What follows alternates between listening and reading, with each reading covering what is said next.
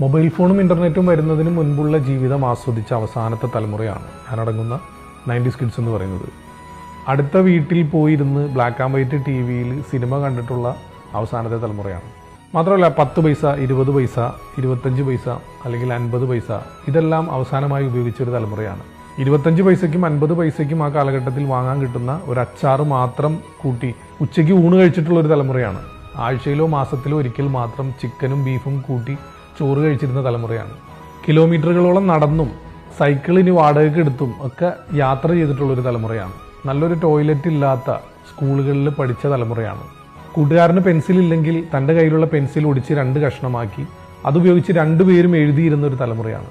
പേന വാങ്ങാൻ കാശില്ലാതെ റീഫില്ലർ മാത്രം വാങ്ങി അതുപയോഗിച്ച് പരീക്ഷ എഴുതിയ തലമുറയാണ്. യെല്ലോ അലർട്ട്, റെഡ് അലർട്ട് ഒന്നും കേൾക്കാത്ത കാലഘട്ടത്തിൽ എത്ര വലിയ മഴയാണെങ്കിലും ആ മഴയിലും സ്കൂളിൽ പോയിരുന്ന തലമുറയാണ്. അപ്പോൾ പറഞ്ഞു